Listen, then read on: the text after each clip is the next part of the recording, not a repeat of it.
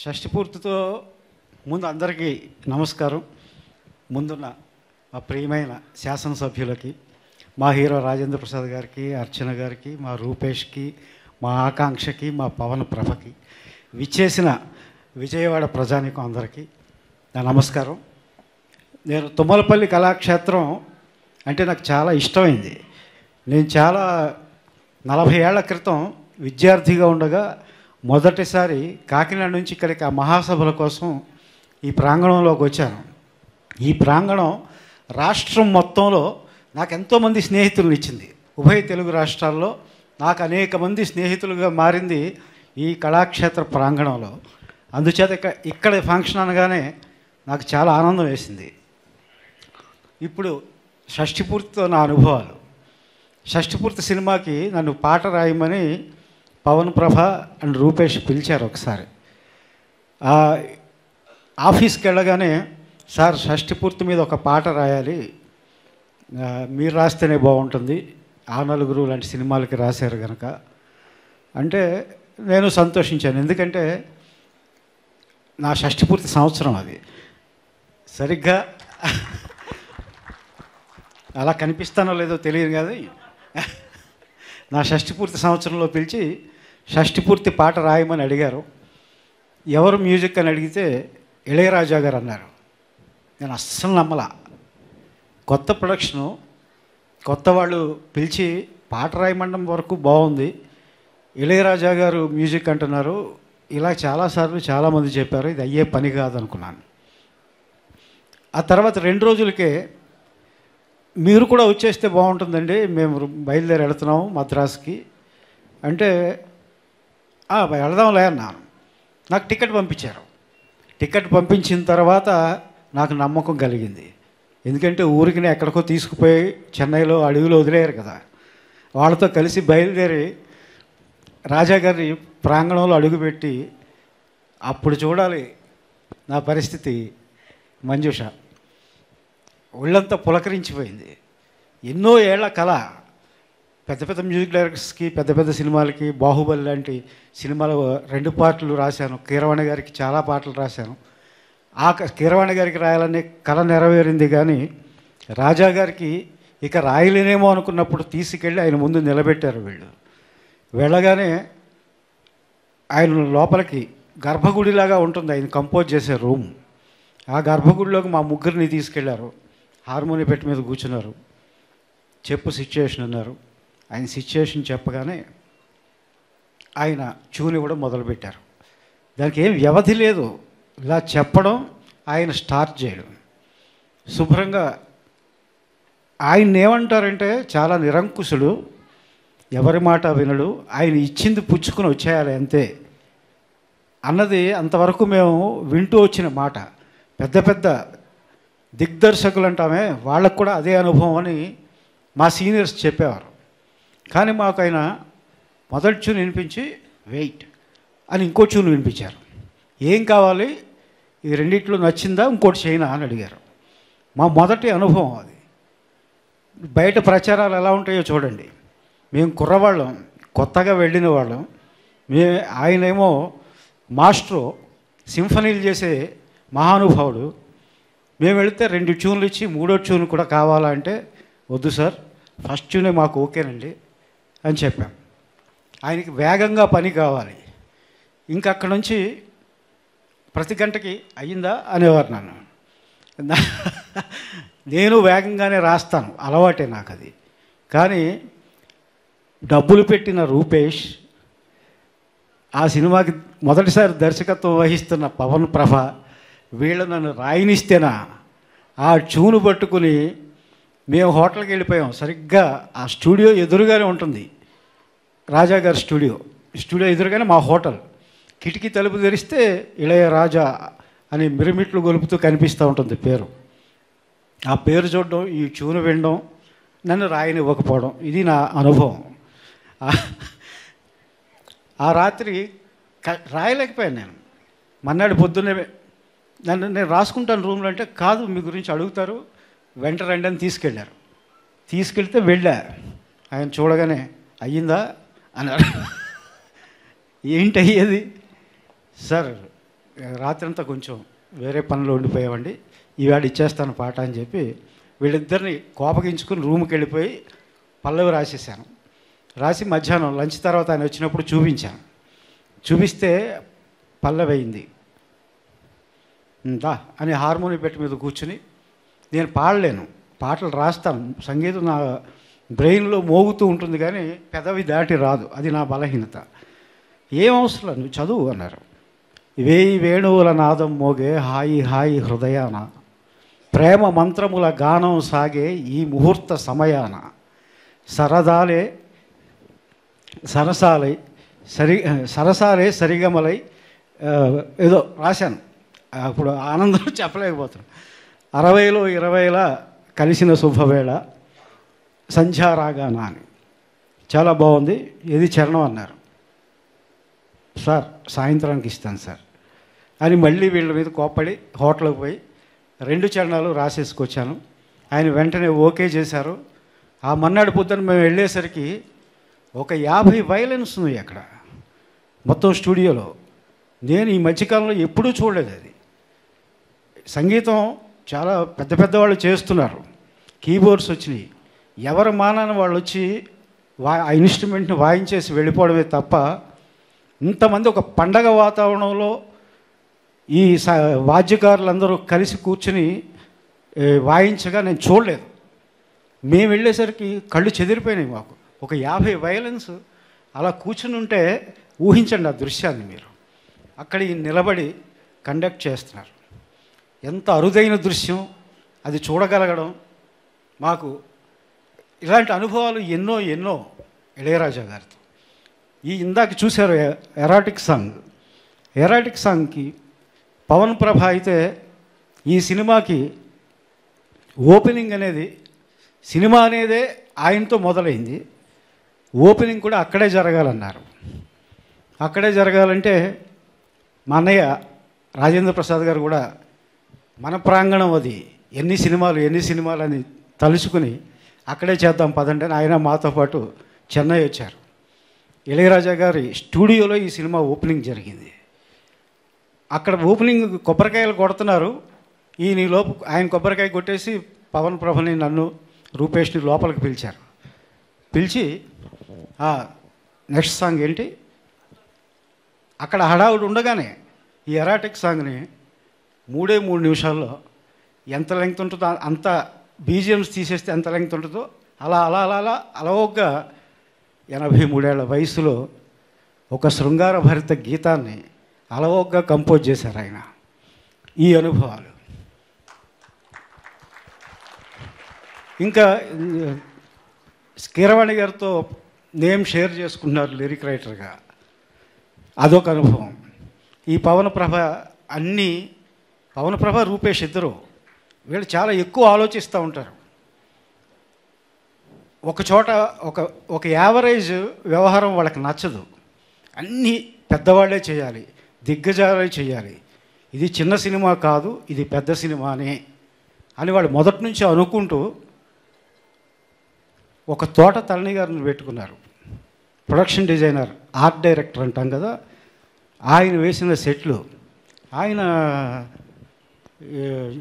మణిరత్నం లాంటి వాళ్ళతో పెద్ద పెద్ద సినిమాలకి పనిచేసే పెద్ద పెద్ద సెట్లు వేసే పద్మశ్రీ అవార్డు అందుకున్న తోట తరణి గారు ఈ సెట్స్కి వచ్చి కూర్చుని బొమ్మలు గీసేవారు, డిజైన్లు గీసేవారు, సెట్లు దగ్గర నుండి వేయించేవారు.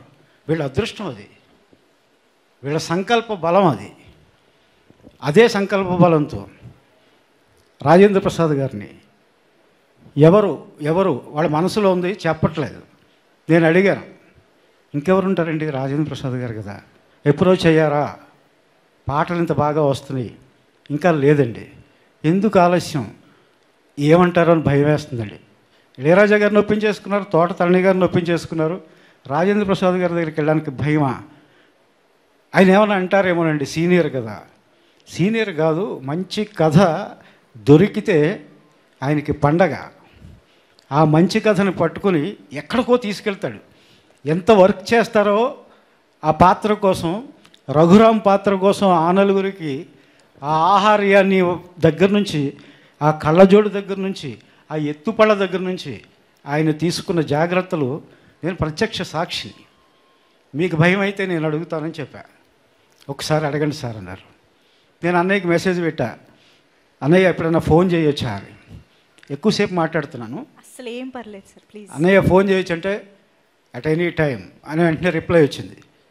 నేను అన్నయ్యకి ఫోన్ చేస్తే ఫోన్ ఎత్తారు. ఎత్తి చైతన్య చెప్పు ఏంటి సంగతులు అన్నారు. అన్నయ్య షష్ఠి పూర్తిని ఒక మంచి కథ ఉంది, కొత్త టీము, మీ మీద ఒక పెళ్లి పాట ఉంది, ఒక చావు పాట ఉంది, ఒక తద్దినం పాట ఉంది, ప్రేమ పాటలకి లెక్కే లేదు. ఇన్ని మీ మీద ఉన్నవి. ఏ పెళ్లి క్యాసెట్లో చూసినా మీ పాటలే కదా. షష్ఠి పూర్తి అనే దానికి ఒక పాట లేదు, ఆ పాట మీ ఫేస్ మీదే పండుతుంది అంటే అవును కదా, నేనుగాక ఇంకెవరు అన్నాడు ఆయన. అంత సహృదయంతో కథ వినలేదు, ఏం వినలా. అన్నయ్య పట్టుకొస్తాను వాళ్ళని నీ దగ్గరికంటే వచ్చేసే అన్నారు. మర్నాడు కలిసి కథ చెప్పాం, ఆయన ఒప్పుకున్నారు. తర్వాత ఇంకా అర్చన గారు చెప్పేదేంటి, 2 సార్లు 3 సార్లు జాతీయ అవార్డు గ్రహీత ఆవిడ. నిరీక్షణ సినిమా, అన్నయ్యతో లేడీస్ టైలర్ సినిమా, ఇవన్నీ మనం మా తరం మర్చిపోలేనివి. ఈ కొత్త తరానికి ఎంతమంది తెలుసో నాకు తెలియదు, కానీ మా జనరేషను ఉర్రూ తొలగిపోయిన సినిమాలు అవి. దాసి లాంటి చిత్రాల్లో ఆవిడ అభినయం మేము చూసాం, ఆవిడ ఒప్పుకున్నారు. ఇంకా పాటల దగ్గరికి వచ్చేసరికి ఒకరోజు నా 2వ పాట ఈ ఎరాటిక్ సాంగే రాసి బయటకు వస్తే 3వ పాట ట్యూన్ ఇచ్చారు ఆయన.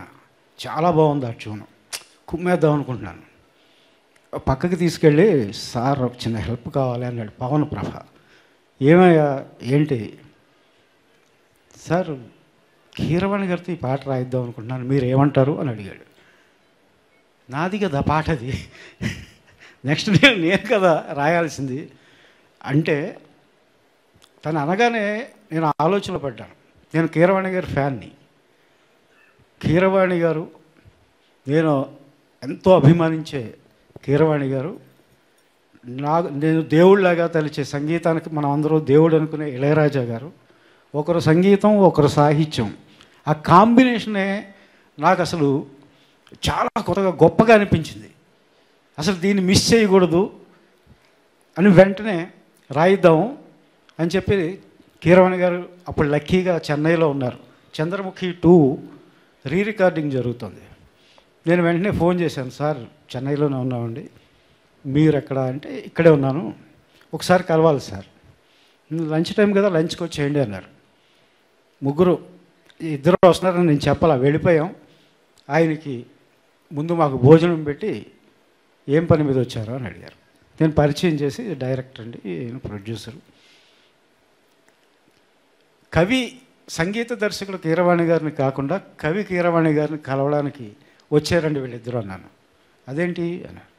మీరు ఒక కన్నా నిదురించరా అని బాహుబలిలో మీరు రాసిన పాటకి చాలా ఇష్టం అండి పవన్ ప్రభకి, దర్శకుడికి.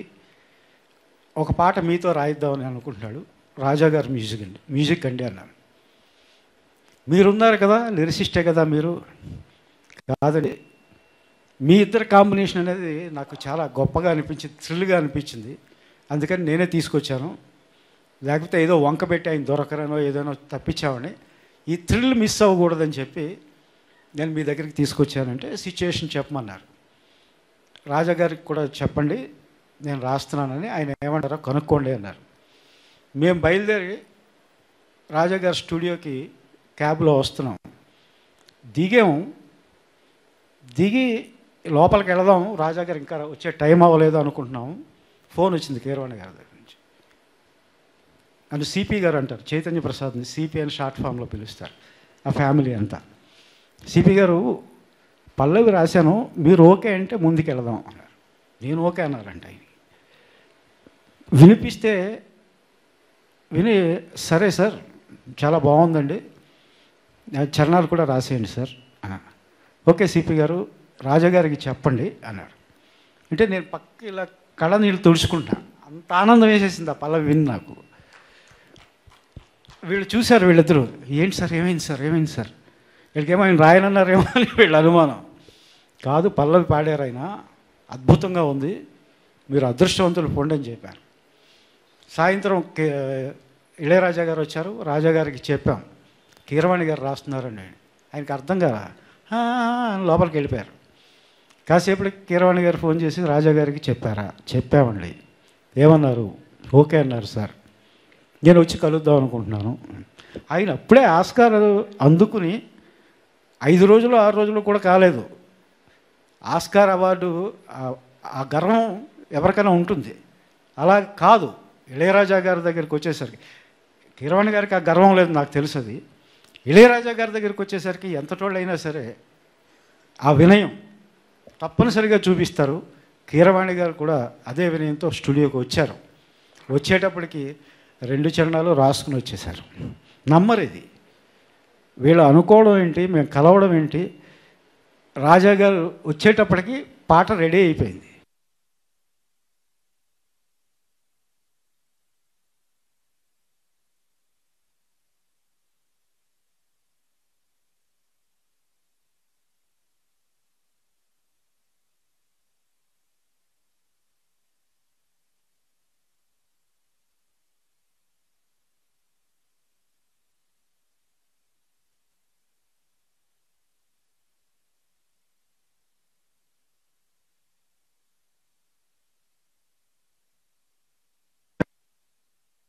ఈ జంట ఒకటైతే రూపేష్ అండ్ ఆకాంక్ష, ఈ జంట, ఈ నలుగురి మధ్యలో జరిగే ఒక భావోద్వేగపూరితమైన కథ ఈ షష్ఠిపూర్తి. కథ అంతా షష్ఠిపూర్తి మీద ఉండదు. షష్ఠిపూర్తి దానికి ఒక క్లైమాక్స్, మిగిలిందంతా భావోద్వేగాల కథ. దానికి అనుగుణమైన సంగీతం కుదిరింది. ఈ కథను రాసుకున్నవాడు పవన్ ప్రభ. పవన్ ప్రభ విచిత్రమైన పేరు అది. అతని పేరు పవన్ సుందర్. ఆ సుందరుని తీసేసి ప్రభ పెట్టుకున్నాడు. ప్రభ వాళ్ళ అమ్మగారి పేరు. పవన్ ప్రభ అంటే పవను వాళ్ళ అమ్మగారు. ఆవిడ కీర్తిశేషులు. ఆవిడని తలుచుకోవడం కోసం పవన్ ప్రభ అలా పెట్టుకున్నారు. ఇంకా సినిమా ఎలా ఉంటుందో ఇంకా మీరు ఊహించుకోండి. ఏమన్నా చెప్పాలమ్మా? సార్, ఫస్ట్ ఆఫ్ ఆల్ అసలు మీరు నెరేట్ చేస్తున్న ప్రతి ఒక్క సిచ్యువేషన్ కూడా మా కళ్ళకు కట్టినట్టు మేము కూడా మీతో పాటు ఇప్పుడు ఇళయరాజా గారి సంగీత సిట్టింగ్స్లో కూర్చున్నంత అద్భుతంగా తీసుకెళ్ళిపోయారు మమ్మల్ని. నిజంగా అందుకే అంత ఆసక్తిగా వింటూ ఉన్నాము. First of all thank you so much for that sir. జర్నలిస్ట్గా 15 ఏళ్ళు పనిచేశాను కదా. ఆఫ్ కోర్స్ చాలా చాలా సంతోషంగా ఉంది సార్ మీరు చెప్పే ప్రతి ఒక్క ఇన్సిడెంట్ వింటూ ఉన్నప్పుడు.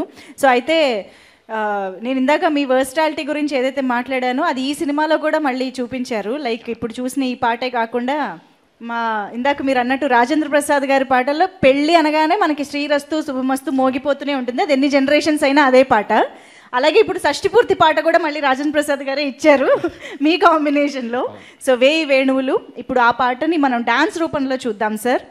Yeah, so thank you so much మాతో ఇన్ని విశేషాలు పంచుకున్నందుకు, ప్రీ ప్రొడక్షన్ ఆఫ్ మ్యూజిక్ గురించి మాతో చెప్పినందుకు thank you so much. And ప్రీ ప్రొడక్షనే కాదు, రాజేంద్ర ప్రసాద్ గారిని ఆఫ్ కోర్స్ వీళ్ళు రాకపోతుంటే నేను వెళ్ళి బతిమాలి అవును, తెచ్చుకున్నాను. ఇక్కడ ఓన్లీ సాహిత్యం పరంగానే కాదు, కాంట్రిబ్యూషన్ ఇంకా చాలా ఉంది షష్ఠిపూర్తికి అని అర్థం అవుతుంది. నేను నా పిల్లలు అయిపోయారు వాళ్ళిద్దరు. అవును, ప్రొడ్యూసర్ అండ్ డైరెక్టర్. కానీ సార్ నాకు ఒకటి కొట్టింది ఏంటంటే, ఇళయరాజా గారి దగ్గరికి మేమందరం కుర్రాళ్ళు వెళ్ళాము అని అన్నారు. ఎట్ ద సేమ్ టైం ఈ ఇయర్ షష్ఠిపూర్తి అంటున్నారు. ఇదేంటో నాకు అర్థం కాలేదు. వయసు శరీరానికి కవికి అదే, కానీ మీరు షష్ఠిపూర్తి పిల్లారా పాట తెలుసా మీకు? ఆఫ్ కోర్స్ RX100 పిల్లారా పాట తెలుసా? వెనక కూర్చున్న వాళ్ళకి. మరి అది నా 58వ ఏట రాశాను. వయసు ఏంటి? ప్రియతమా పాట తెలుసా? మజిలీలో అది రాసింది నేనే అదే వయసులో. అంచేత శరీరానికి అది వయసు అలా వస్తూనే ఉంటుంది. అన్నయ్యకి రాలేదా? వయసు శరీరానికే, మనసుకు ఉండదు.